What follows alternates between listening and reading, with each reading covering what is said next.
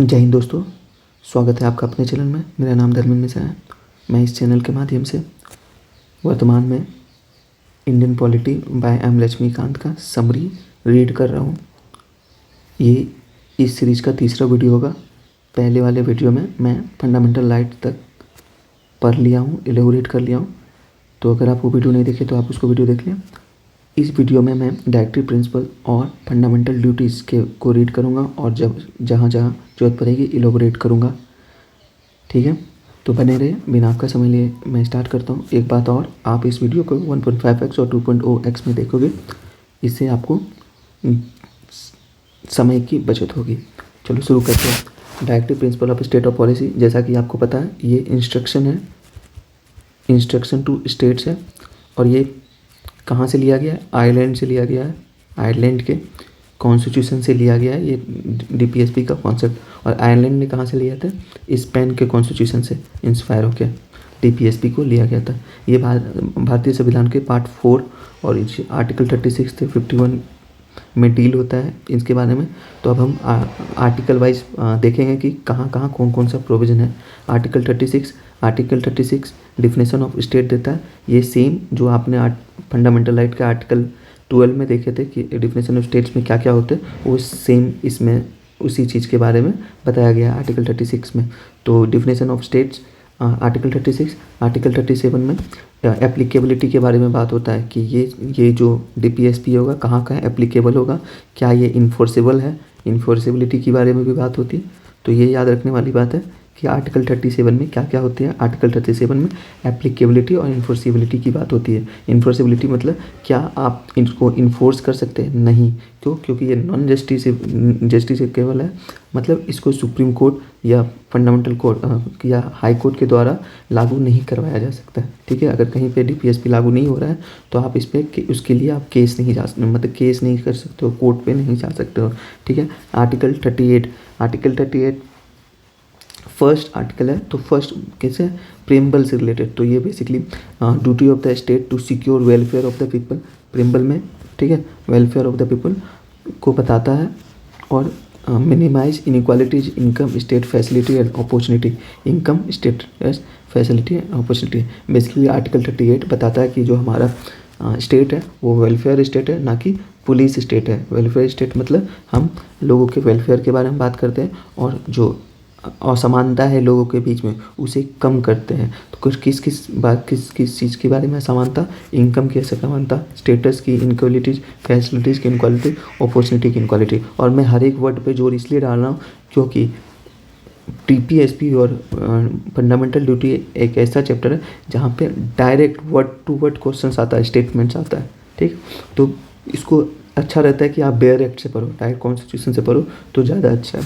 ठीक है, इसलिए आपको ये याद रखना पड़ेगा कि आर्टिकल 38 में जो इनइक्वालिटीज़ की बात होती है वो कौन से इनक्वालिटी की बात होती है? इनकम स्टेटस, फैसिलिटीज़ और अपॉर्चुनिटीज़ की। आर्टिकल 38 क्या बतलाता है कि भारत का जो वो कैसा हो? वेलफेयर स्टेट हो, वेलफेयर ऑफ द पीपल की बात करती है। ठीक है, ना कि पुलिस स्टेट की बारे में बात करती है। पुलिस स्टेट क्या होता है? जहाँ पे लोगों को लिमिटेड राइट्स होते हैं, लिमिटेड थिंग्स होते हैं और पुलिस का लॉ एंड ऑर्डर ज़्यादा होता है। ठीक है, उसको पुलिस स्टेट कहते हैं। चलो, आर्टिकल 39 बहुत ही इंपॉर्टेंट आर्टिकल है। आर्टिकल 39 में के अंतर्गत डिफरेंट आर्टिकल आते हैं, जैसे 39A, 39B, C, D, E और F। टोटल 6 आर्टिकल आते हैं जिसमें अलग अलग प्रोविजंस दिए गए। और ये बहुत बार पूछता है word to word, article to article. तो 39A जो है एडिक्वेट मीन्स ऑफ लिवलीहुड के बारे में। और दूसरा क्या है? इक्वल डिस्ट्रीब्यूशन ऑफ रिसोर्स, मतलब जितने भी रिसोर्सेज है उसको बराबर बांटेंगे। तीसरा क्या है? कॉन्सेंट्रेशन ऑफ वेल्थ को रोकने की बात करती है, मतलब एक आदमी के पास ज़्यादा पैसा नहीं हो, ठीक है, जो कि है इंडिया में, तो इसको रोकने की बात करते हैं। अभी देखो भारत में तो ऐसा बात है कि भारत के 30% लोगों के पास 70% अकाउंट है, तो कॉन्सेंट्रेशन तो वेल्थ हो रहा है। पर क्या इसके खिलाफ आप कोर्ट पे जा सकते हो? नहीं जा सकते। क्यों नहीं जा सकते हो? इसकी वजह से। ठीक है, आर्टिकल 37 की वजह से, जिसमें कहा क्या? इट इज़ नॉन इन्फोर्सिबिलिटी, मतलब नॉन जस्टिसेबल है। Okay, that's why we can't go. पर इंस्ट्रक्शन है, गवर्नमेंट को इंस्ट्रक्शन है कि the state will work for provision of concentration of wealth and means of production. ठीक है, इस पे काम करेगा। डी क्या है, equal pay for equal work, पे एंड लेवल की बात करते हैं, हर एक व्यक्ति को बराबर पैसा मिलना चाहिए। ऐसा नहीं कि मेन उसी काम को कर रहे हैं तो ज़्यादा पैसा मिल रहा है, वुमेन उसी काम को कर रहा है तो कम पैसा मिल रहा है, ये नहीं होना चाहिए। है preservation of health and strength, health के बारे में बात करते हैं। Opportunity for healthy development of children, ठीक है, चिल्ड्रन के डेवलपमेंट की बात करते हैं, हेल्थ की बात करते हैं, सेक्सुअल एक्सप्लॉयटेशन की बात करते हैं, वो 39F में बात करते हैं। चलो ये 6 का 6 आर्टिकल जनरली याद नहीं होता, तो इसको याद करने के लिए एक ट्रिक होता है कि लिस्ट डेवलप्ड कंट्री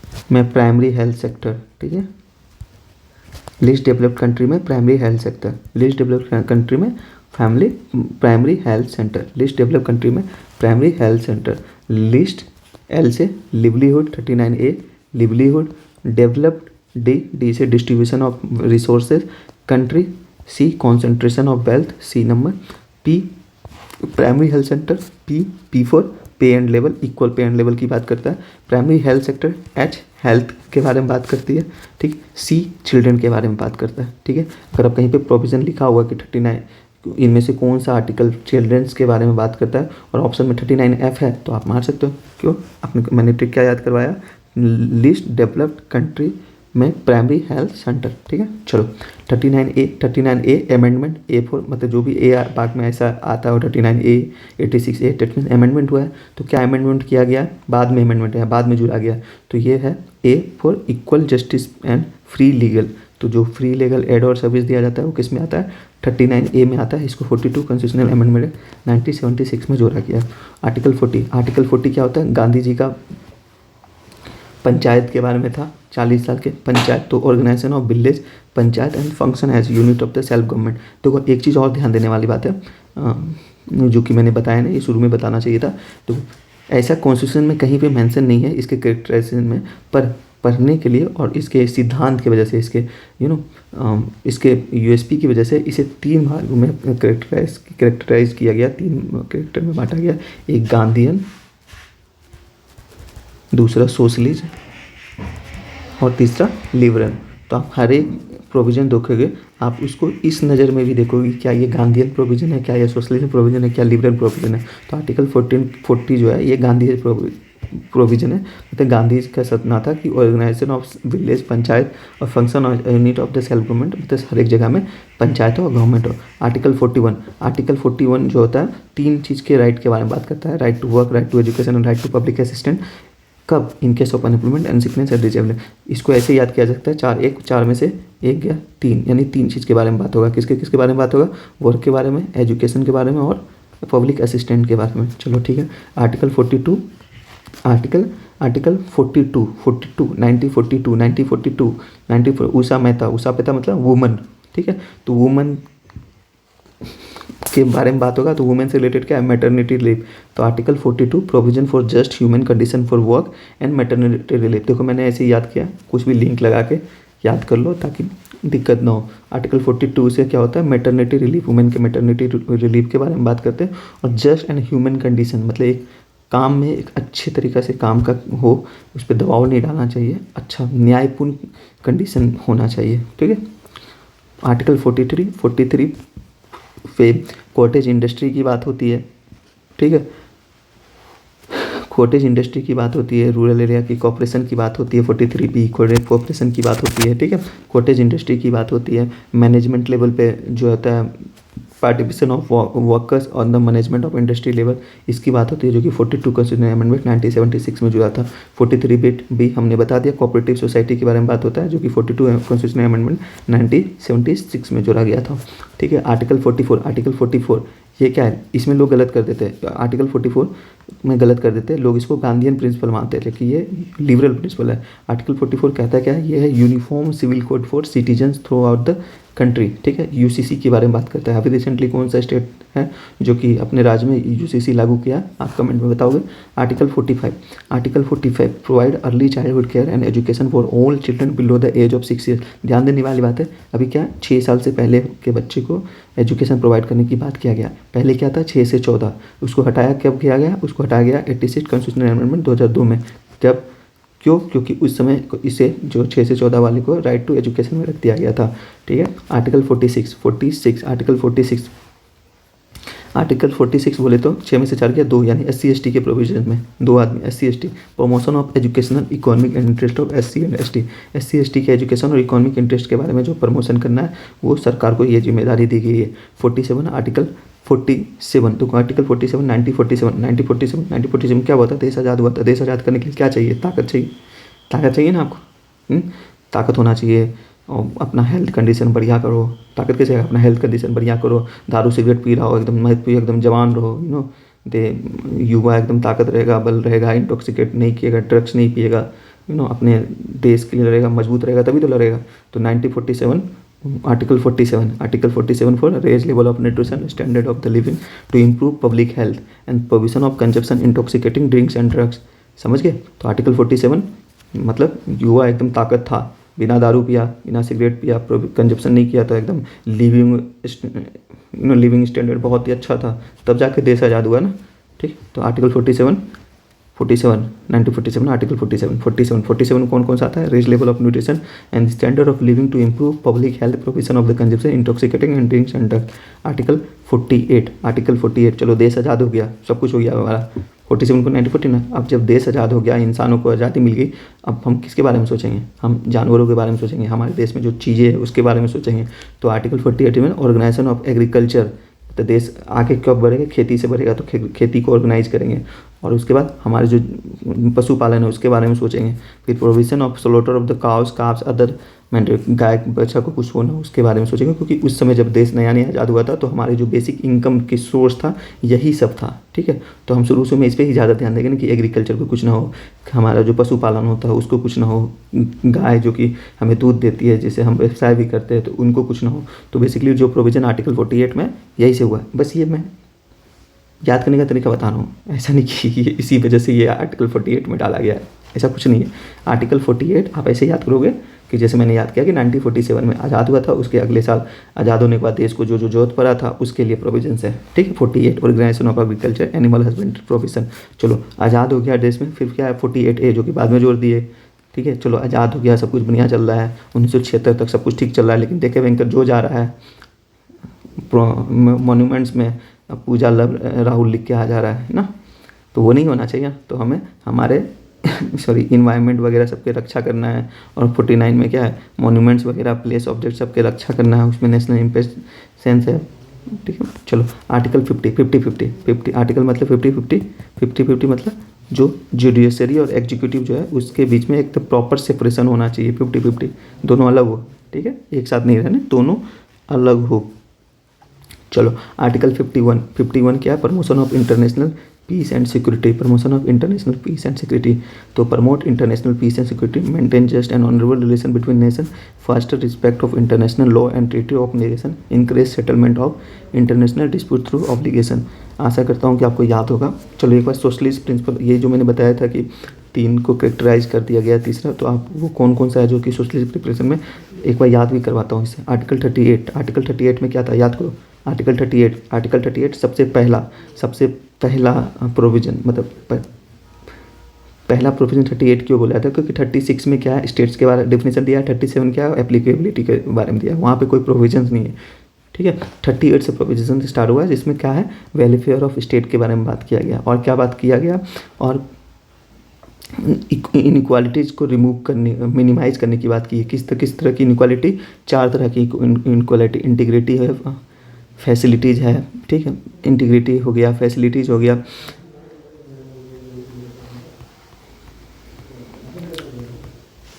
स्टेटस हो गया, अपॉर्चुनिटी हो गया, इनकम हो गया। इन तरह के 4 तरह के इसकी बात करते हैं, ठीक है। 39 आर्टिकल 39 में 6 अंदर आर्टिकल है, 6 है। 39A, 39B, 39C, 39D, 39E, 39F। इसको हम कैसे याद किए थे? लिस्ट डेवलप कंट्री में primary health sector, L for livelihood यानी 39A का livelihood, develop, D list development country, D से क्या? Distribution of wealth and resource है, C कंसंट्रेशन ऑफ वेल्थ, फिर क्या? List developed country primary, P for क्या है? पेरेंट लेवल, हेल्थ का, E मतलब हेल्थ का, और C चिल्ड्रन के ग्रोथ सेक्सुअल एक्सप्लॉयटेशन के बारे में बात करेंगे। 39 जो कि क्या है, सोशलिस्ट प्रिंसिपल है, ठीक है। 39A लीगल एड के बारे में। 41 में डिफरेंट चीज़ आता है, लेकिन इसमें क्या है, 3 चीज़ होता है। राइट 41 में से एक क्या है, तीन राइट टू वर्क।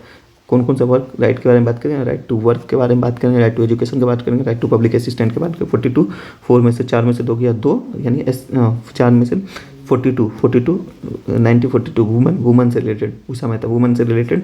तो वुमन से रिलेटेड मैटरनिटी रिलीफ की बात है, इसको ऐसे भी याद करते हैं। 42 वीक का गेस्टेशन पीरियड होता है, यानी मैटरनिटी रिलीव। 43 ए मैनेजमेंट लेवल पे जो होता है वर्कर होना चाहिए। 43A है। 45 क्या है, तुम्हारा एजुकेशन जो है, बच्चों को एजुकेशन मिले 0 से 6 महीने। Gandhi principle and DPSP article 48 panchayat हो गया। 43 इसमें जो कॉटेज इंडस्ट्री है ये आ जाता है। आर्टिकल 45 ये गांधीयन प्रिंसिपल हुई है, सोशलिस्ट प्रिंसिपल हुई है। 46 SC/ST को जो उसके प्रमोशन की बात करेंगे, एजुकेशन और इनकम इकोनॉमिकल डेवलपमेंट की बात करेंगे हम। जो 47 जो इंटॉक्सिकेटिंग है वो। 48 जो है स्लोटर वगैरह सब, काव स्लोटर वगैरह, काव को नहीं करना है, उसको मना करना है, ये सब क्या है 48 में आता है। वेस्टर्न लिबरल प्रिंसिपल में आर्टिकल 44 UCC।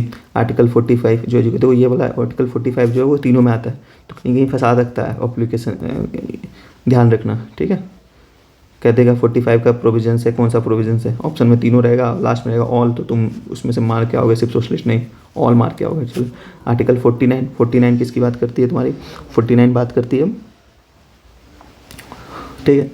49 फोर्थ पे 49 फोर्थ पे 49 तो फोर्ट पे, यानी फोर्ट मतलब किला, जितने भी मॉन्यूमेंट्स है उसको गंदा नहीं करना है, ठीक है। 49 50 क्या है, 50 दो को बांटने की बात करते हैं। और 51 इंटरनेशनल ट्रीटी।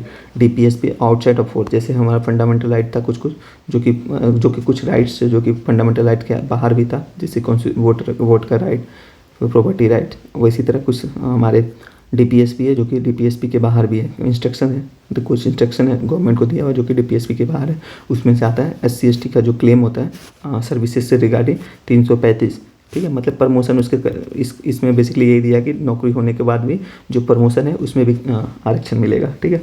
इंस्ट्रक्शन इन मदर टंग आर्टिकल 350 है, जो भी स्कूलों में पढ़ाई होगी उसमें मदर टंग में ही होना चाहिए प्राइमरी लेवल पे। इसका बात है development of Hindi language article 351, जिसमें कहा गया कि जितने भी शेड्यूल लैंग्वेजेस है, 8 शेड्यूल में जितने भी लैंग्वेजेस है उन सब का यूज किया जाएगा development of the Hindi language की, ठीक है। और प्रमोशन के बारे में बात किया गया आर्टिकल 351 में।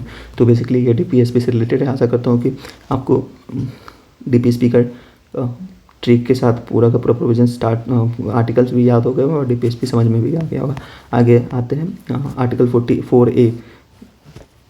आर्टिकल 4A 51A में क्या है, तो ये फंडामेंटल ड्यूटीज़। तो देखो बेसिकली फंडामेंटल ड्यूटीज़ की ज़रूरत तो नहीं थी, पर USSR से प्रेरित होके हमारे तत्कालीन प्रधानमंत्री जो थे इंदिरा गांधी जी ने, उन्होंने ये प्रोविज़न डलवाया था अपने पार्लियामेंट मतलब कॉन्स्टिट्यूशन में। तो original constitution does not contain fundamental duty, they are incorporated in our constitution on recommendation of Swaran Singh committee. तो उन्होंने स्वर्ण सिंह कमेटी को बोला था कि आप इसके रिगार्डिंग कुछ कमेटी बैठाई थी, उसके रिगार्डिंग कि आप मुझे कुछ रिकमेंड करो। तो उन्होंने रिकमेंड किया कुछ चीज़ें, जिसमें से कुछ चीज़ें, सारी चीज़ें नहीं, सारी रिकमेंडेशन में जो बातें लिखी थी सारी बातें उन्होंने, उसमें से कुछ चीज़ें उन्होंने उठाया और एक फंडामेंटल ड्यूटीज़ बनाई। तो कितनी चीज़ें उठाया, शुरू में 10 फंडामेंटल ड्यूटीज़ लिखा, पर बाद में चल के उसे 11 अपनाते गए। 11वां कौन था, 86 कॉन्स्टिट्यूशनल अमेंडमेंट, जिसमें राइट टू एजुकेशन, मतलब एजुकेशन को जो था हर एक बच्चे को 6 से 14 साल के बच्चे उनके पेरेंट्स को बताना कि भाई सबको एजुकेट करना है, बच्चे को भेजना है एजुकेशन के लिए, वो एक फंडामेंटल ड्यूटीज़ में डाला गया पेरेंट्स के लिए। चलो ठीक है, 10 ड्यूटी है, इसको आर्टिकल A से लेकर I तक याद रखते हैं लोग, ठीक है। चलो अभी कैसे याद है, ए से एंथम, क्यों ना, मतलब बेसिकली नेशनल एंथम वगैरह सब है जो abide by the constitution and respect of its ideal national flag and anthem. A से एंथम ऐसे याद रखना है। फंडामेंटल ड्यूटी 10 है, ए से एंथल, ठीक है, पहला एंथम। दूसरा क्या, बी से बापूजी मतलब हमारे फ्रीडम स्ट्रगलर। तो to cherish and follow the noble ideal that inspired national struggle for freedom, ठीक। तो हमारे जो noble ideals of the inspired national struggle for the freedom, तो उनके जो आइडियाज है, जो फ्रीडम फाइटर्स थे उनके आइडिया को चेरिश करना है, ठीक है। सी से क्या याद करेंगे, सेंटर, सी से सेंटर। तो सेंटर मतलब क्या, सेंटर को क्या अफोर्ड करता है, तो सेंटर की कब बात होती है, हम सोवरेनिटी, यूनिटी, इंटीग्रिटी और इंटीग्रिटी ऑफ इंडिया को अफोर्ड करना है, प्रोटेक्ट करना है, ठीक है। डी या सी मतलब तीन मतलब तीन चीज़, कोई तीन चीज़ें सोवरेनिटी, यूनिटी और इंटीग्रिटी की बात करती है, ठीक है। ऐसे भी याद रखना है। ये तीसरा मतलब तीन सोवरेनिटी, यूनिटी और इंटीग्रिटी की बात होती है, ठीक है। भाई क्वेश्चन आया है कि पार्लियामेंट में इनमें से किस में इंटीग्रिटी की बात हुई है, तो ऑप्शन में प्रिएम्बल भी है, फंडामेंटल राइट भी है और डीपीएसपी भी है। तो आपको देखना याद करना पड़ेगा कि हाँ यार डीपीएसपी में इंटीग्रिटी की बात हुई है ना। किस में हुई है, 31A(C) में हुई है। चलो D, to defend the countries and render national service. To defend, D से defend, okay, defend the country and the national nervous service. इसे इक्वालिटी, ठीक है, इसे इक्वालिटी कहाँ से आती है, जब हम हारमोनी को प्रमोट करेंगे और कॉमन ब्रदरहुड रखेंगे, ठीक है।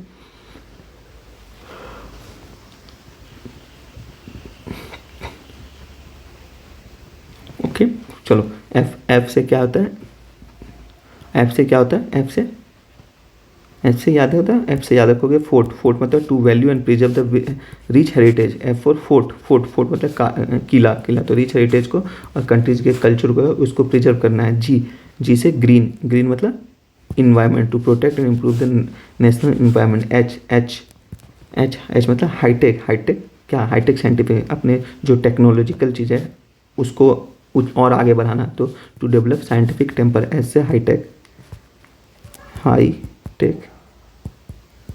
ठीक, हाई टेक्नोलॉजी को और आगे बढ़ाना है, यानी साइंटिफिक टेम्पर को डेवलप करना है। स्पिरिट ऑफ इंक्वायरी कैसे होगा वो डेवलप, जब हम spirit of inquiry and reform, जब हमको पूछने की आदत होगी, ये मेरा सबसे फेवरेट है duty, to develop scientific temper, humanism and spirit of inquiry and reform.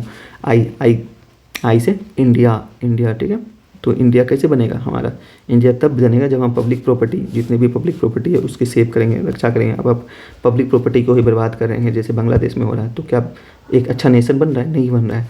तो इंडिया तब रहेगा जब हमारी पब्लिक प्रॉपर्टी सेफ रहेगा, ठीक है। चलो, to strive toward excellent in all sphere.